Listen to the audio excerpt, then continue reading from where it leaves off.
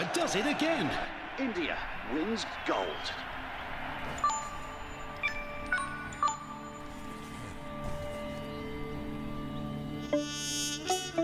India is hungry.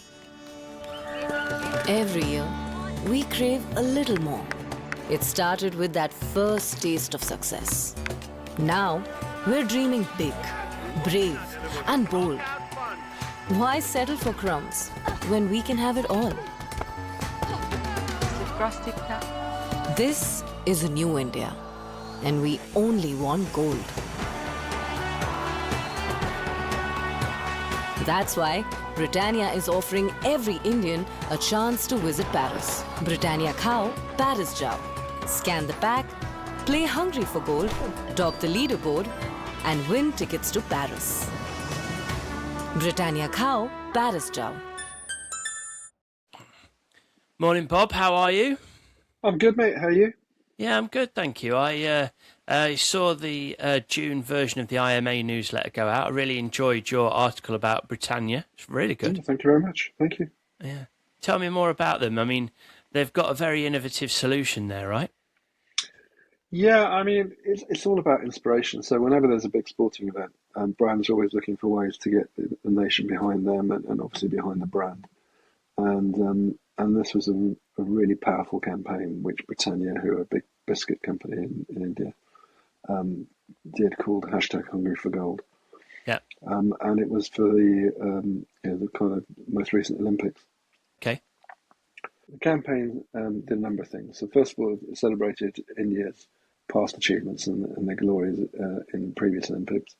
And then the second thing it did was highlighting the current athletes that were heading to Paris, which Britannia were endorsing. So they were the believe element of this kind of campaign. And also the communication was very much about the future. So it was inspiring, young people. They too could become athletes and perhaps one day compete. And why have they? Why have Britannia done that? I mean, India's massive on cricket, right? So why have they kind of strayed away from that into the Olympics? Cricket is massive in India, of course it is, but these are major sporting events, and you're seeing more and more countries being more and more successful in sporting events. And I think it's there's also, as the campaign is kind of titled, there is a hunger for getting involved in these kind of things. Yeah. And how did they get the masses to get involved in the different sports then? Because obviously not everybody's just going to go out and start throwing a discus or whatever. Yes, I think they did it quite cleverly because I think the message was generally that you could perhaps one day go and be an athlete. That was the inspiration, right? So that was part of the inspiration. The other part of it was, the event is coming up, and it's a bit like that Mars Believe kind of campaign. It's kind of like it's time to get behind and believe that we can be great in this Olympics as well. So I think it was a general message, but they had endorsement deals with a number of athletes that were going to the games themselves. So that's what they played upon, and that's what the campaign was kind of structured upon. Okay. So they created games for each one of these areas where these athletes were going off to compete. I see. So you created a bit of an emotional connection with somebody who's a sportsman that's really good at that particular sport. I assume that the games they used were things that India were really good at, creating a bit of an emotional connection. They had endorsement deals with athletes that were going to compete in the games in various different categories. So some of those were boxing and fencing and badminton, for example. And so it was putting them on their promotional world stage and making everything around them. Okay. So, and then they make it fun. There's a game, I assume, like a mobile app game. Where we see the images in the article. And then what happens then? Can you win prizes? Can you be on a leaderboard? How do you succeed as a member? Exactly. So obviously all these things are about inspiring people, but it also all links back to sales. So the mechanic was very simple and straightforward. You could go and buy a pack and you could scan a pack, and that would unlock, depending on what packs you bought, it would unlock a game that was related to that endorsed athlete. So if you bought certain packs, it would allow you to unlock the boxing game, for example. You go and play a boxing game. So this is about the conversion and action from a brand point of view. They are trying to get people to buy a certain type of product in order to unlock a certain type Yes. of game. Yeah, clever. Yes. So Britannia have a wide range of different biscuits, and Yeah. they allocated certain different brands to certain different games, and that made sure that you know, you may have your favourites there that you would have bought anyway, but you might also be enticed into trialing other biscuits that you don't buy as often or perhaps haven't bought before, because you're enticed to actually buy them to actually participate in the game. And the game is, all of the games are very much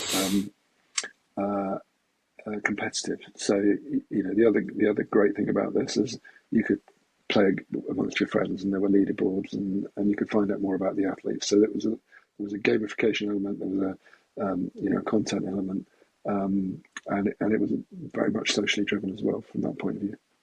So how successful was this program? Well, I don't know the ins and outs of the commercial successes, but it won a bunch of awards. I think it won a few gold awards as well. From what the research I've done. Yeah, go. So a gold medal for a gold medal program. Indeed. Yeah, nice. Okay. And how does a program like that, maybe this specific program or a program similar, it is very kind of temporary. It's arranged around a sporting event or a major national event. How do brands then create that longevity after the fact? Well, as you say, it's based around a sporting event, which, we've discussed this before. These kind of events is almost like an additional trading period in the year when they come around. So it's always going to be a short-term tactical reward program, which is the way I look at it. It's more than a promotion.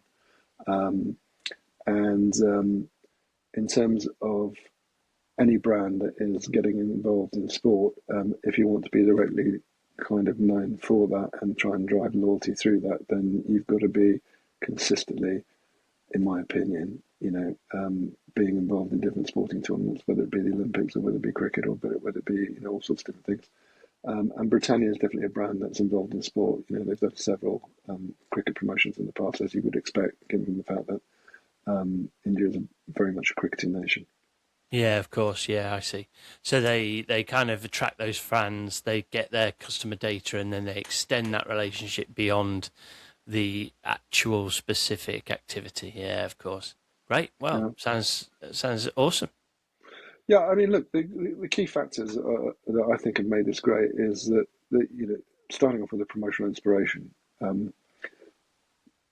There's a lot of messaging out there, and there's a lot of people that are trying to get your attention, and this is definitely a campaign that got people's attention, and they got it by tugging on the emotional aspect of believing in your teams and believing in your athletes. Of course, yeah, got it. Yeah, wonderful. So, what do you think are the key takeaways from a brand? What can a brand looking at this particular program learn from this? What could a brand learn from this? Well, the clever thing is that it's not unusual for a brand to offer you the chance to go and actually go to the Olympics, right? I mean, everyone does that, but it's the way in which they've kind of created an immersion loop. So they've enticed you in with the kind of belief message and getting behind the country and being hungry for another gold medal. That's what it's all about. And then they've made an opportunity. They've made a space for you to be part of the experience.